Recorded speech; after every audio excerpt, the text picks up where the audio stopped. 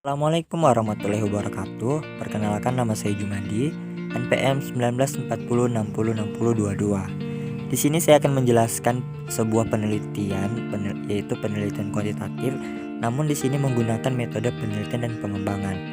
Nah, jadi di sini saya akan menjelaskan terkait metode penelitian kuantitatif menggunakan metode penelitian dan pengembangan.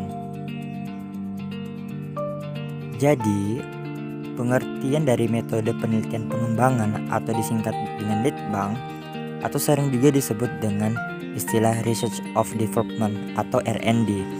Nah, ini merupakan jenis penelitian yang umumnya banyak digunakan dalam dunia pendidikan. Secara umum, pengertian penelitian pengembangan dapat diartikan sebagai cara ilmiah untuk memperoleh data sehingga dapat dipergunakan untuk menghasilkan, mengembangkan, dan memvalidasi produk. Selanjutnya, di sini ada pengertian penelitian pengembangan menurut beberapa para ahli. Yang pertama ada menurut Bock dan Gale tahun 1889. Nah, jadi pengertian penelitian pengembangan menurut Bock dan Gale, penelitian pengembangan pendidikan adalah suatu proses yang digunakan untuk mengembangkan dan memvalidasi produk pendidikan. Luaran atau hasil dari penelitian pengembangan tidak hanya mengembangkan produk yang sudah ada, tetapi juga untuk menemukan pengetahuan atau jawaban atas persoalan atau permasalahan yang praktis. Pengertian yang kedua ada menurut Richard dan Klein tahun 2007. Nah, jadi menurut mereka, pengembangan merupakan proses penerjemahan spesifikasi rancangan ke dalam bentuk real atau fisik yang berkaitan dengan rancangan belajar sistematik. Pengembangan dan evaluasi dilakukan dengan maksud menetapkan dasar ilmiah atau empiris untuk membuat produk pembelajaran dan non-pembelajaran yang baru atau model peningkatan pengembangan yang telah ada. Yang ketiga ada menurut Sugiono tahun 2011. Nah, metode penelitian dan pengembangan didefinisikan sebagai suatu metode penelitian yang dipakai untuk menghasilkan produk tertentu dan menguji efektivitas produk tersebut.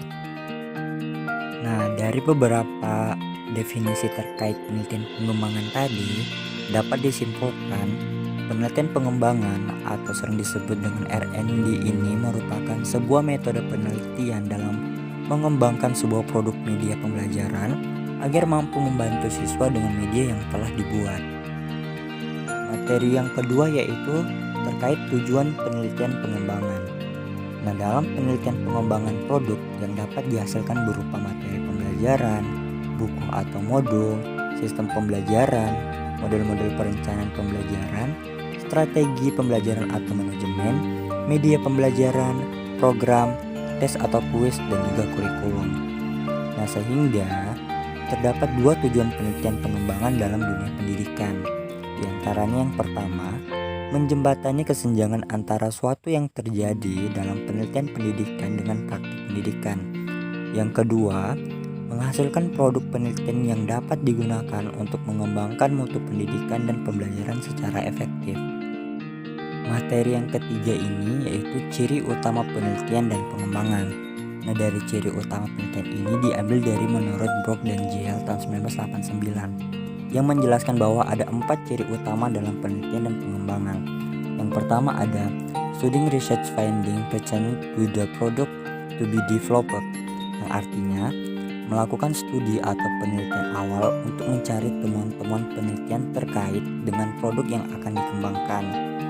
Yang kedua, developing the product based on the finding, yang berarti mengembangkan produk berdasarkan temuan penelitian tersebut.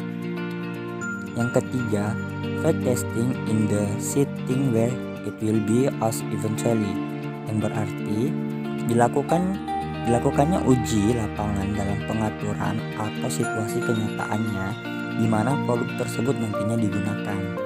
Nah, yang keempat ada revising to the correct the defenses found in the fact testing stage, yang berarti melakukan revisi untuk perbaikan kelemahan-kelemahan. Materi selanjutnya yaitu terkait tahapan-tahapan dalam penelitian pengembangan. Nah, jadi di sini menurut Sugiono tahun 2011, langkah-langkah atau tahapan pelaksanaan strategi penelitian dan pengembangan yang dilakukan untuk menghasilkan produk tertentu dan untuk menguji keefektifan produk yang dimaksud. Nah, yang pertama ada potensi dan masalah. Nah, jadi penelitian ini dapat berangkat dari adanya potensi atau masalah. Potensi adalah segala sesuatu yang bila didaya gunakan akan memiliki suatu nilai tambahan pada produk yang diteliti. Nah, pemberdayaan akan berakibatkan pada peningkatan mutu dan akan meningkatkan pendapatan atau keuntungan dari produk yang diteliti. Nah, masalah juga bisa dijadikan sebagai potensi. Apabila dikatakan dapat mendayagunakannya, sebagai contoh, sampah dapat dijadikan potensi jika dapat merubahnya sebagai sesuatu yang lebih bermanfaat. Potensi dan masalah yang dikemukakan dalam penelitian harus ditunjukkan dengan data empirik. Tahapan yang kedua yaitu mengumpulkan informasi dan studi literatur. Setelah potensi dan masalah dapat ditunjukkan secara faktual, maka selanjutnya perlu dikumpulkan berbagai informasi dan studi literatur yang dapat digunakan sebagai bahan untuk perencanaan produk tertentu yang diharapkan dapat mengatasi masalah-masalah tersebut. Tahapan yang ketiga yaitu desain produk. Produk yang dihasilkan dalam produk penelitian research and development bermacam-macam. Sebagai contohnya itu misalkan dalam bidang teknologi. Nah, orientasi produk teknologi yang dapat dimanfaatkan untuk kehidupan manusia adalah produk yang berkualitas, hemat energi, menarik, harga murah, bobot ringan, ergonomis, dan manfaat ganda. Nah, desain produk harus diwujudkan dalam bentuk gambar atau bagan, sehingga dapat digunakan sebagai pegangan untuk menilai dan membuatnya serta memudahkan pihak lain untuk memulainya. Nah, desain sistem ini masih bersifat hipotetik karena efektivitasnya belum terbukti dan akan dapat diketahui setelah melalui pengujian-pengujian. Tahapan yang keempat yaitu validasi desain. Validasi desain merupakan proses kegiatan untuk menilai apakah rancangan produk, dalam hal ini sistem kerja baru, secara rasional akan lebih efektif dari yang lama atau tidak. Dikatakan secara rasional karena validasi di sini masih bersifat penilaian berdasarkan pemikiran rasional, belum fakta lapangan.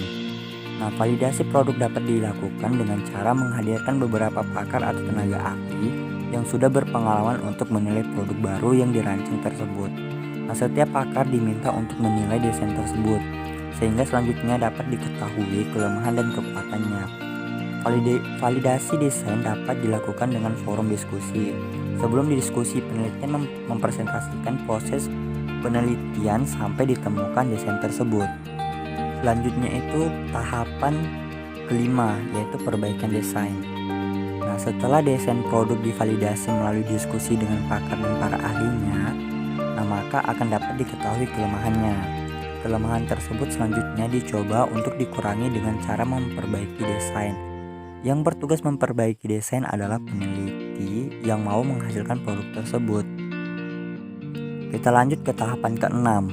Nah, di tahapan keenam ini yaitu uji coba produk. Desain produk yang telah dibuat tidak bisa langsung diuji coba dahulu, tetapi harus dibuat terlebih dahulu, menghasilkan produk, dan produk tersebut akan diuji coba. Pengujian dapat dilakukan dengan eksperimen, yaitu membandingkan efektivitas dan efisiensi sistem kerja lama dengan yang baru. Selanjutnya itu tahapan ketujuh. Di tahapan ketujuh ini revisi produk. Nah, pengujian produk pada sampel yang terbatas tersebut menunjukkan bahwa kinerja sistem kerja baru ternyata yang lebih baik dari sistem lama. Perbedaan sangat signifikan sehingga sistem kerja baru tersebut dapat diperlakukan. Nah, di tahapan selanjutnya yaitu uji coba pemakaian. Setelah pengujian terhadap produk berhasil dan mungkin ada revisi yang tidak terlalu penting, maka selanjutnya produk yang berupa sistem kerja baru tersebut diterapkan dalam kondisi yang nyata untuk lingkup yang luas. Nah, dalam operasinya sistem kerja baru tersebut tetap harus dinilai kekurangannya atau hambatan yang muncul guna untuk memperbaiki lebih lanjut. Di tahap ke-9 ini yaitu revisi produk. Revisi produk ini dilakukan apabila dalam perbaikan kondisi nyata terdapat kekurangan dan kelebihan. Dalam uji pemakaian, sebaiknya pembuat produk selalu mengevaluasi Bagaimana kinerja produk dalam hal ini adalah sistem kerja. Tahapan yang terakhir atau tahapan yang ke-10 ini yaitu pembuatan produk massal. Nah, pembuatan produk massal ini dilakukan apabila produk yang telah diuji coba dinyatakan efektif dan layak untuk diproduksi secara massal.